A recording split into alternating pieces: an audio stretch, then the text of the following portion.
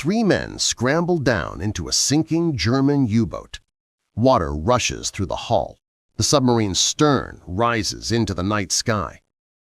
Inside the flooding control room, Lieutenant Tony Faison and able seaman Colin Grozier frantically grab waterlogged documents, passing them up to 16-year-old Tommy Brown waiting above. They have minutes, maybe seconds, before the submarine plunges to the ocean floor. What they don't realize is that the soggy papers in their hands will change the course of the entire war. But first, someone back at Bletchley Park needs to solve an impossible problem. How do you read documents that have been underwater for hours, dissolving into pulp? The answer would come from the most unlikely source imaginable, a man who was never supposed to be there in the first place, a seaweed expert who got invited to Britain's most secret code-breaking operation because of one spectacularly fortunate mistake. In 1939, Geoffrey Tandy received a mysterious summons from the British Ministry of Defense. The 39-year-old marine biologist worked at the Natural History Museum in London, specializing in algae. His days involved cataloging moss, preserving seaweed specimens, and studying the reproductive patterns of non-flowering plants.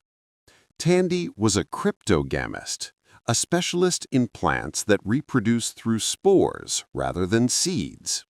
The word comes from the Greek words meaning hidden marriage, because early botanists couldn't figure out how these organisms reproduced. Cryptogams include algae, mosses, ferns, and lichens.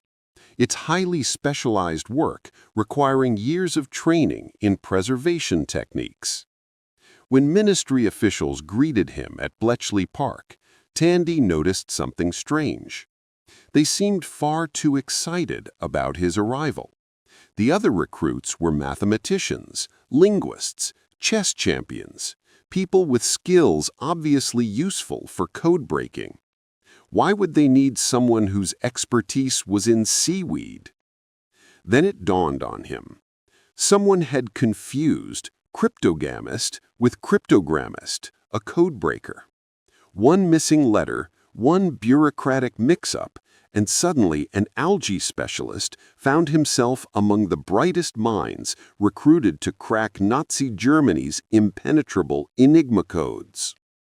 But what they didn't know was that sending Tandy home would turn out to be the worst decision they never made.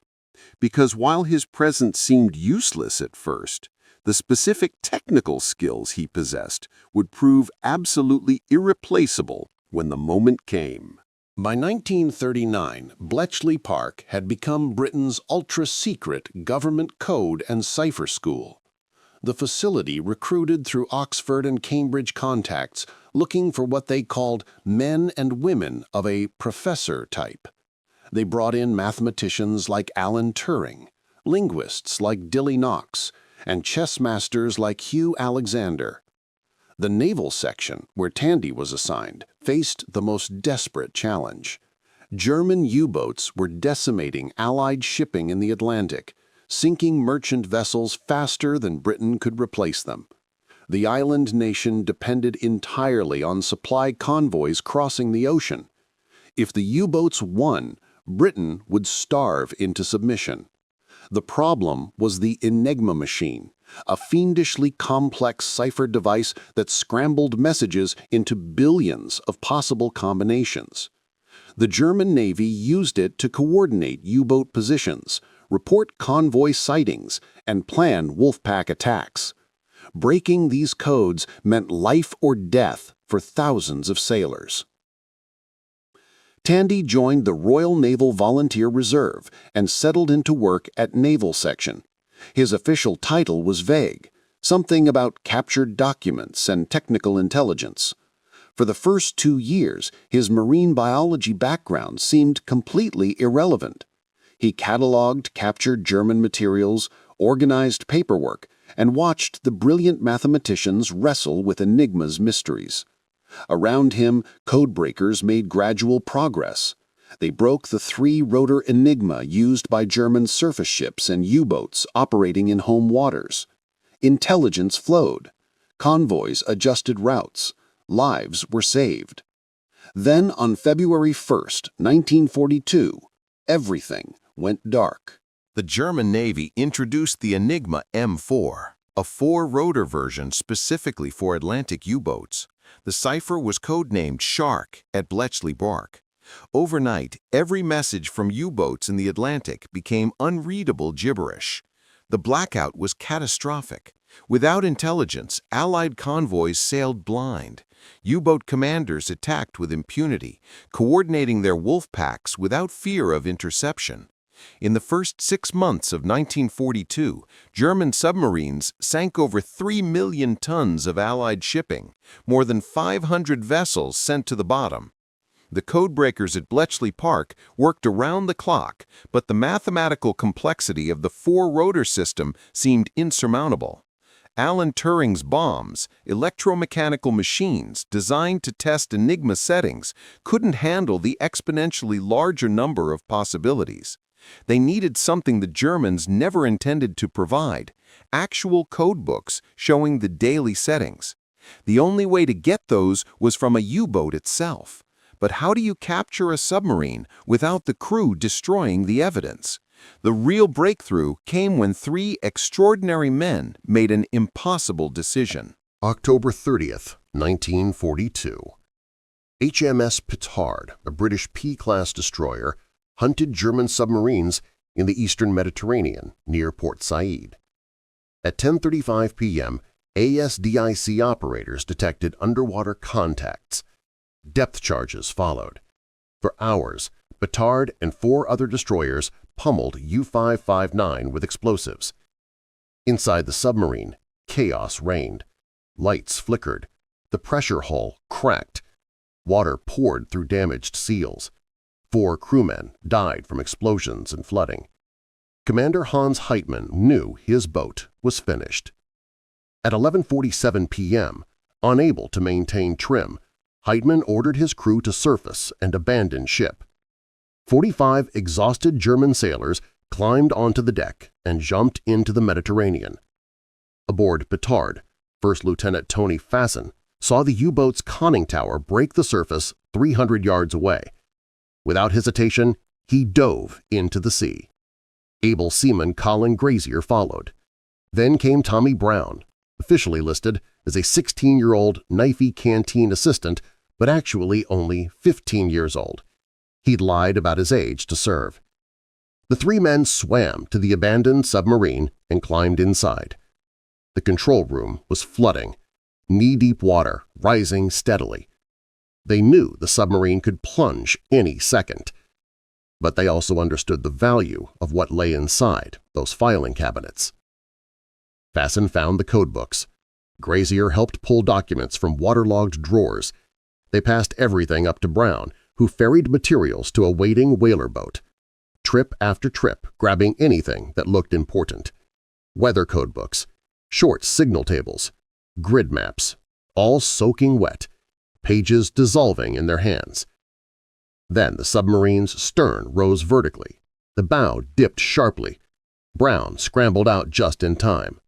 Fassen and Grazier were still inside when U-559 plunged bow first into the Mediterranean, dragging them down 300 feet to the ocean floor.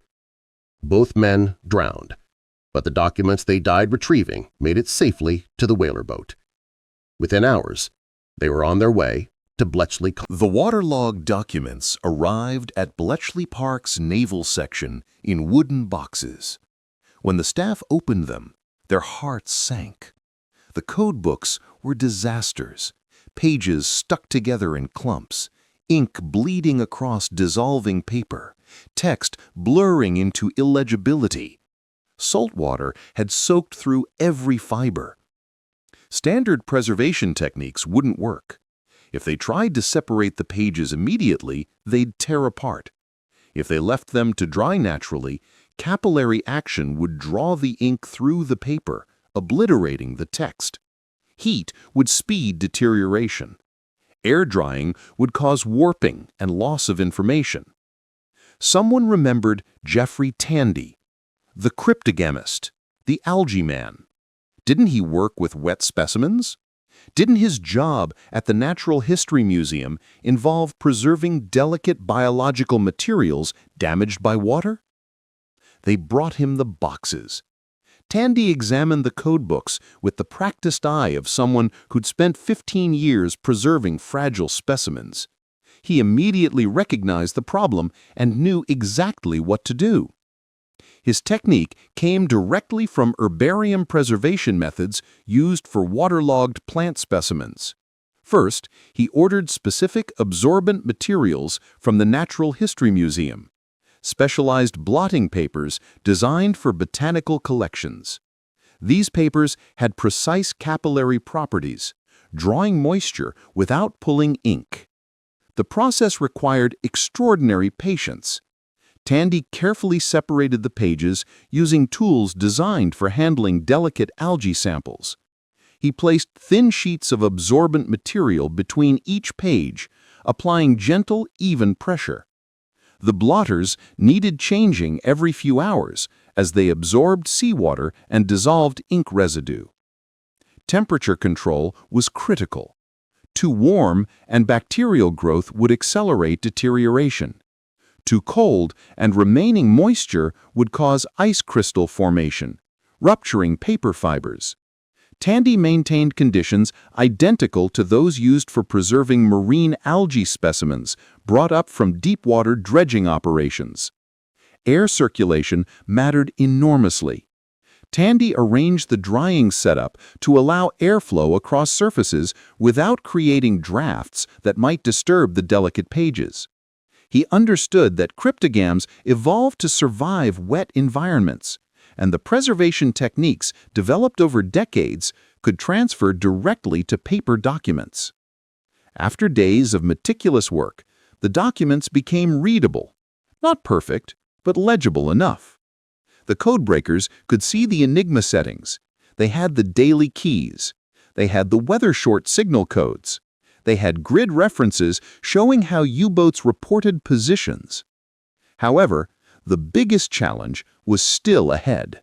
The recovered codebooks didn't immediately break the shark cipher, but they provided something invaluable: cribs, known plain text that codebreakers could use to deduce Enigma settings. When U-boats transmitted weather reports using the short signal codes Tandy had salvaged, Bletchley Park analysts knew exactly what the encrypted message said before decryption. This knowledge enabled a breakthrough.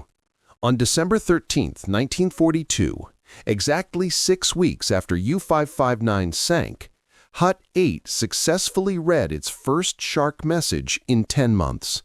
The intelligence blackout ended. Within days, information began flowing again. Convoy routes adjusted based on decrypted U-boat positions. Allied commanders knew German patrol lines, refueling locations, and attack plans. The tonnage of Allied shipping sunk per month dropped dramatically. The impact cascaded through the entire war effort. Breaking Shark meant that Operation Torch, the Allied invasion of North Africa, launched in November 1942, faced minimal U-boat interference. Supply convoys reached Britain with war materials for the eventual invasion of Europe. The Battle of the Atlantic turned decisively in favor of the Allies. Historians estimate that breaking the naval enigma shortened the Atlantic campaign by years and saved tens of thousands of lives. Some calculations suggest it reduced the war's overall length by 2 to 4 years. And none of it would have been possible without Tandy's waterlogged codebooks. Tony Fasson and Colin Grazier received the George Cross posthumously, Britain's highest civilian award for gallantry. Tommy Brown received the George Medal. At 15 years old, he became one of the youngest recipients of such an honor. When the medal ceremony revealed his true age, the Navy sent him home. Tragically, Brown died in 1945 during a house fire in North Shields, trying to save his family. Jeffrey Tandy's contribution remained classified for decades. He continued working at Bletchley Park throughout the war, eventually becoming head of technical intelligence in Naval Section. In 1945, he joined TCOM, the Technical Intelligence Committee that investigated German cryptographic capabilities after the war. After 1948, Tandy left the Natural History Museum and worked for the British Foreign Office until 1954. He remained friends with T.S. Eliot and became a broadcaster, having been the first person to broadcast readings from Old Possum's Book of Practical Cats in 1937. But his work on the waterlogged code books stayed secret under the Official Secrets Act.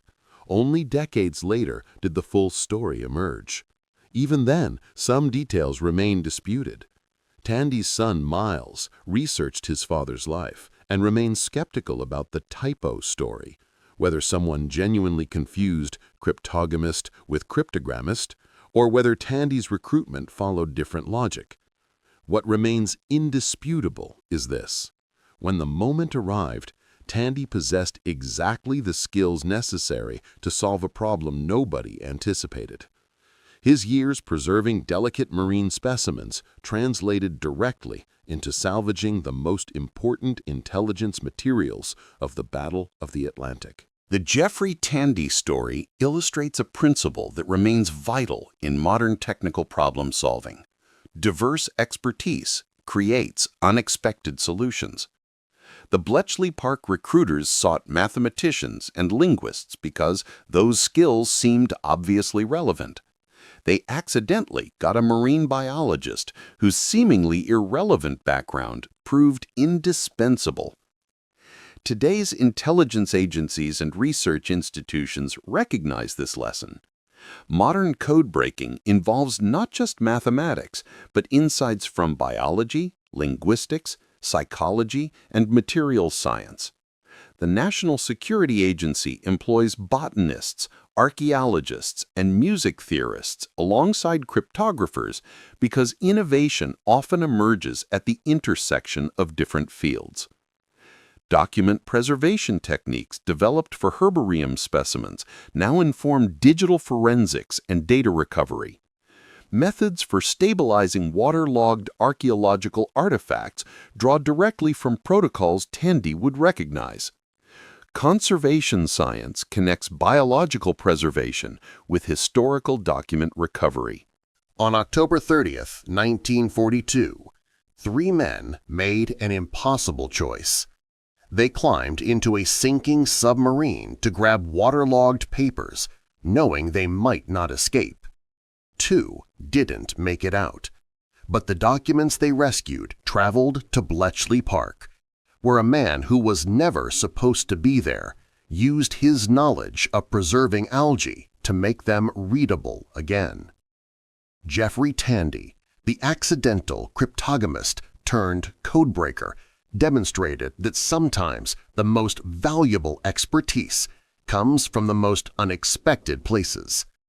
His story shows that bureaucratic mistakes can become historic advantages, that specialized knowledge transfers in surprising ways, and that solving impossible problems often requires someone who approaches them from a completely different angle. The next time you hear about a mistake or an accident, remember the seaweed expert who helped win the Battle of the Atlantic. Sometimes the wrong person in the wrong place turns out to be exactly what history needed. If you want to discover more incredible stories about unexpected technical solutions in warfare, subscribe now. Next week, we'll explore how prisoners of war in Colditz Castle used theater props and stage techniques to engineer the war's most audacious escape tunnel, a story involving fake walls, forged documents, and a glider built in an attic.